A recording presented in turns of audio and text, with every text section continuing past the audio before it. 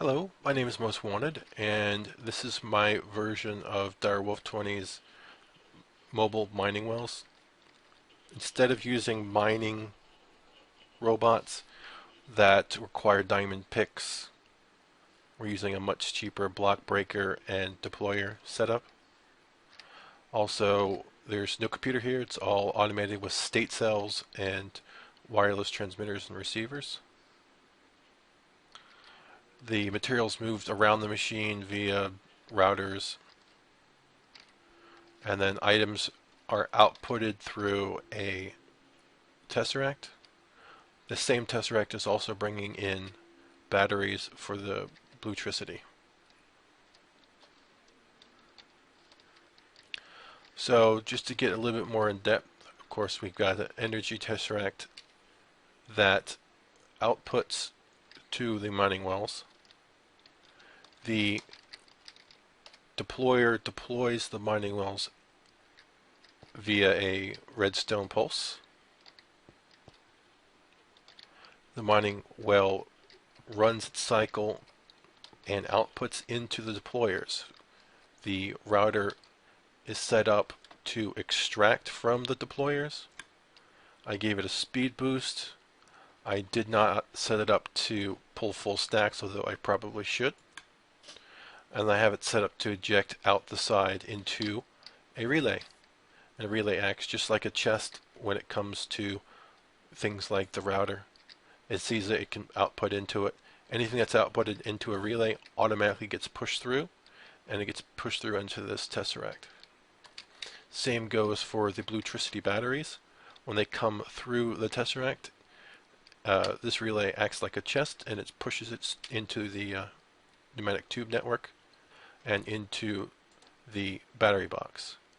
When the ID of the battery drops down to an empty battery, this retriever will go ahead and pull it out remotely via a pulse, the same pulse that's active half the time when the machine breaks the blocks.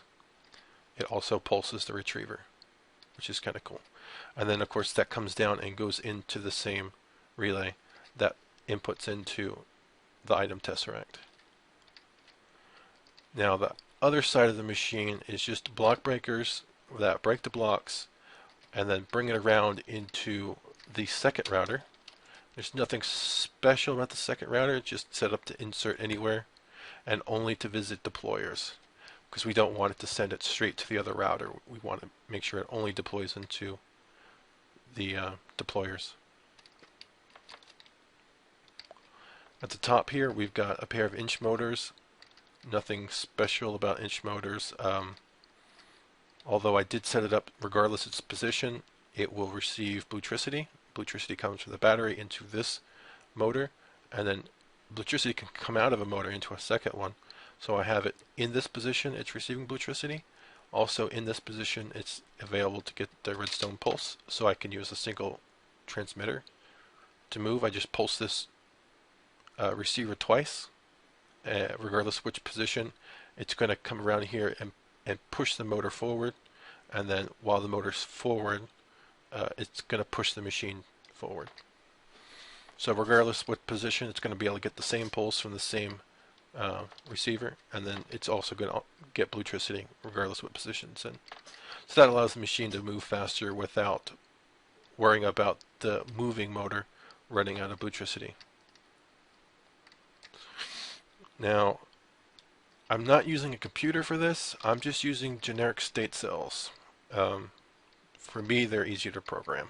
I've got a timer here with a lever, and that makes sure that the machine's turned off. If I flip the lever, the timer will go through a 1-second timer, pulse this toggle switch, and this toggle switch will switch from transmitting to 1 to transmitting to 2. And it's pretty important that it does that, because I need to supply the router a redstone signal to tell it not to pull at certain times. I don't want the router to pull the mining wells out of the machines, out of the deployers, of course. So right now I'm supplying a redstone signal to the router to shut it off. While it's shut off, it won't pull the mining wells that are in the deployers right now. So if I look in the deployers, each of these are going to have a mining well. And because the router is receiving a redstone signal, it's not attempting to pull out of the deployers. So that's the reason why I'm using a toggle switch back there, and why these are on constantly. They're on constantly, and it's fine for the deployers and block breakers to be that way. So as soon as the signal comes across here, it switches from there over to here, and it deploys. And it deploys so quick that the router can't attempt to pull any of the mining wells out. It doesn't have enough time. So it deploys, and then the mining wells output into the deployers, and all that gets pushed through. So that's why I've got a toggle over here. Toggle is really important because we want to make sure that the router is shut off when it doesn't need to be on. So right now the router shut off, and it's setting to the block breakers right now. It would switch over as soon as this pulses. It'll switch over, and then this state cell will start. And this state cell is set to 12 seconds.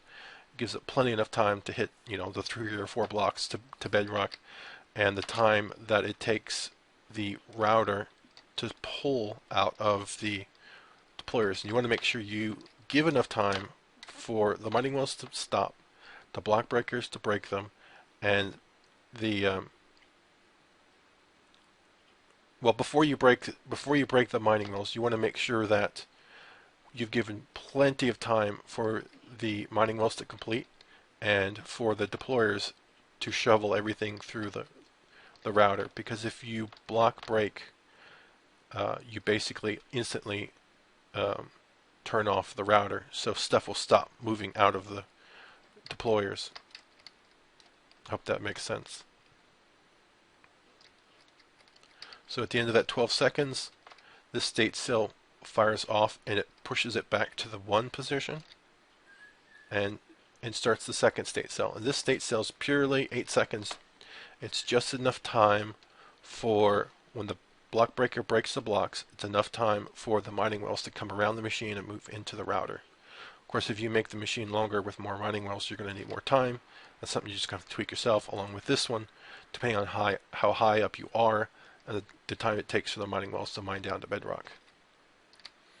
And as soon as that one's finished, it starts these two, and these two are just the movement of the motors. They only take a second. I'm giving them 2, which is plenty of time to move from one position to the other. This is the inching of the machine.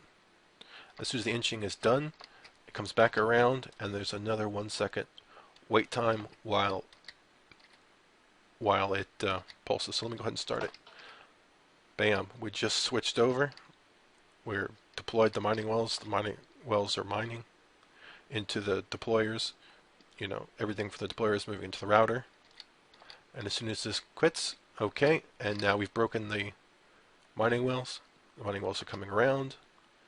Mining wells are now in, and now we're moving the machine. While it's doing that, it stopped this timer here. So cool thing is, if I turn this off now, the machine will continue regardless whether I've had this on or off, but I have it off now, and it's going to continue through its sequence until this whole sequence is done. So here's the sequence. It's going through. There's nothing else it can do but complete the sequence. Now the sequence is done. Everything's stopped. Now the electricity part of the machine is a little bit more straightforward. The batteries, when they're empty,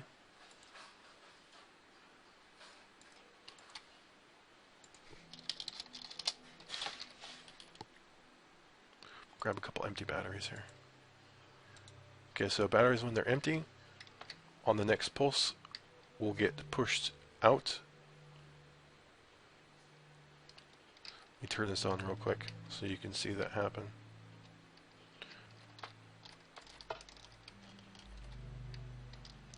It might have already happened. Nope, we're going to wait for it to happen. So we've got to run through a cycle first. Okay, There goes the battery, and just like I said, it got pulled out via the retriever, pushed into the relay, into the item tesseract, and then it comes out of this item tesseract right here,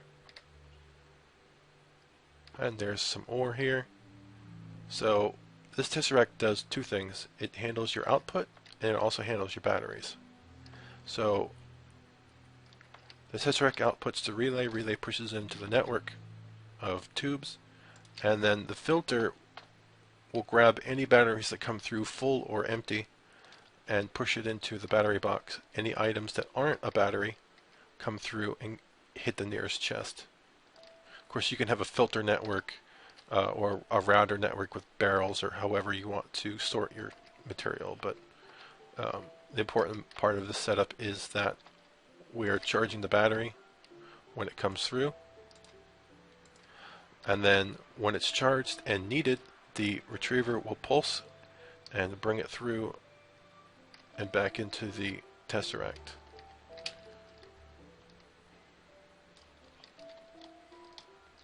Nothing special about that, I don't think, but the important things to know is how to set up the routers like I showed you.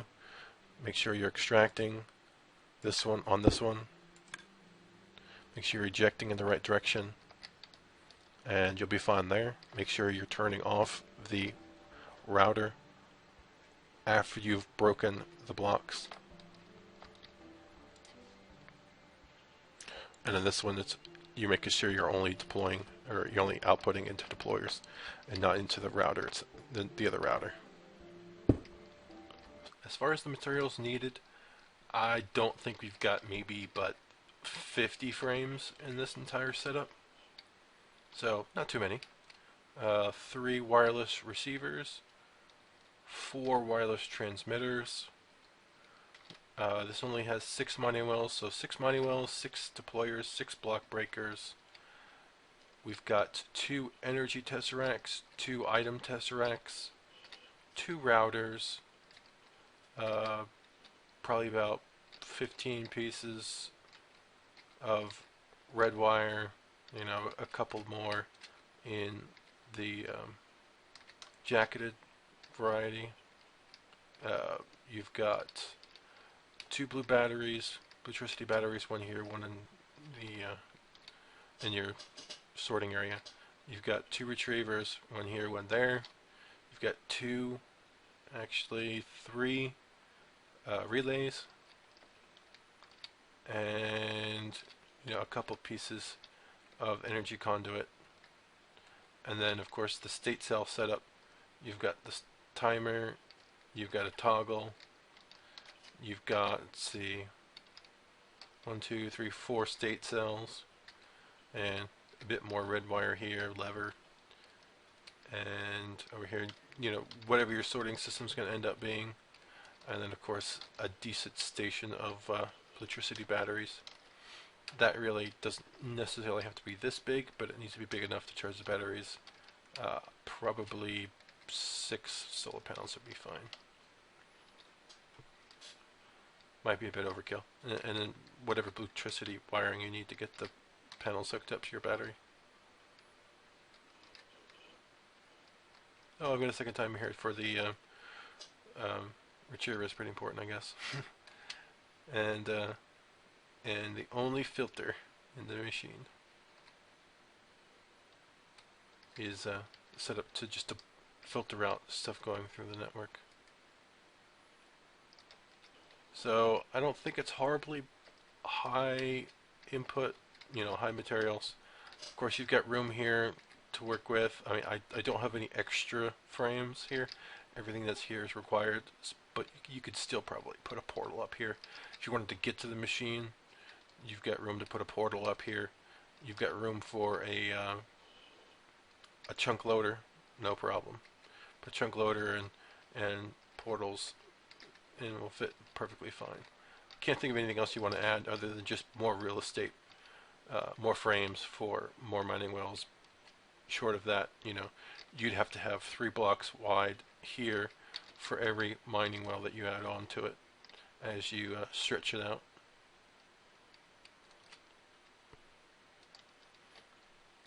So that's the material list. I just wanted to quick add that into what you're looking at for to building the machine. So yeah. Thanks for watching. This is Most Wanted and my mobile mining well. If you got any comments, please leave them in the video and like the video if it was helpful. Thanks.